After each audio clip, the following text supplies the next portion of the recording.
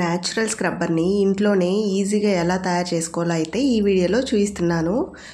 Welcome to our channel my home vlogs. ఛానల్ని subscribe చేసుకొని పక్కనే ఉన్న బెల్ సింబల్ని ప్రెస్ చేసినట్టయితే నేను చేసే ప్రతి వీడియో నోటిఫికేషన్ మీ వరకు వస్తుంది. బీరకాయ ఎండిపోయిన తర్వాత అయితే నేను ఇలా పైనుండే స్కిన్ అంతా తీసేసి మధ్యలోకి కట్ చేసి పెట్టాను. ఆ వీడియో తీసాను, కాకపోతే బై మిస్టేక్ అది డిలీట్ అయిపోయింది. ఇక్కడైతే నేను చూపిస్తున్నాను చూడండి. ఇలా మనకు నచ్చిన షేప్లో ఫోల్డ్ చేసుకోవాలన్నమాట. రౌండ్గా కూడా చేసుకోవచ్చు, ఇలా కంఫర్ట్గా ఉంటుంది మనకి ఈజీగా. చూడండి, ఇలా ఫోల్డ్ చేసుకుని మనము దీన్ని చేత్తో అయినా కుట్టుకోవచ్చు, లేదంటే మిషన్తో అయినా కుట్టుకోవచ్చు. నేనైతే చేత్తో అలాగే మిషన్తో రెండిటితోనూ చూపిస్తున్నాను. ఈ న్యాచురల్ స్క్రబ్బర్ని మనము రెండు విధాలుగా యూస్ చేయొచ్చు. బాతింగ్కి అలాగే కిచెన్లో సామాన్లు క్లీన్ చేయడానికి కూడా యూస్ చేయొచ్చు. అయితే బాతింగ్కి యూస్ చేసేటప్పుడు మనము కొన్ని టిప్స్ ఫాలో అవ్వాలి.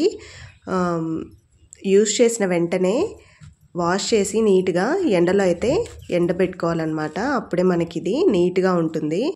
స్క్రబ్బర్ యూస్ చేసి బాత్ చేయడం వల్ల మన స్కిన్ మీద ఉండే డెడ్ స్కిన్, అలాగే ఇన్గ్రోన్ హెయిర్స్, చిన్న చిన్న పింపుల్స్ లాగా ఉండి చాలా చిరాగ్గా ఉంటాయి.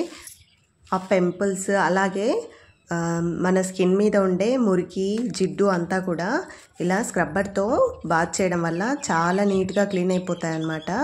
మనము వీక్లీ 2-3 టైమ్స్ యూస్ చేసినట్టయితే స్క్రబ్బర్ని మనకి ఆ చిన్న చిన్న పింపుల్స్ లాంటివి అసలు రానే రావు.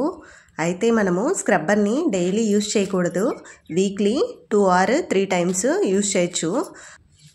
మనము బాతింగ్కి యూస్ చేసే స్క్రబ్బరు ఏదైనా సరే 2 months కన్నా ఎక్కువ యూస్ చేయకూడదంట.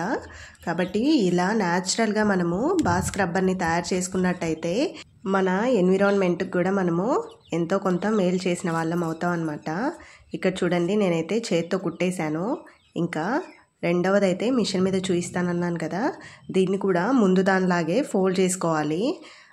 చూడండి, నేను కట్ చేసేటప్పుడు దాన్ని కొంచెం సిజర్ పక్కన కట్ అయింది, అందుకని చెప్పి అది అలాగా చిరిగిపోయినట్టుగా అయింది. ఇలా ఫోల్డ్ చేసుకొని అయితే మిషన్తో కుట్టి చూపిస్తాను.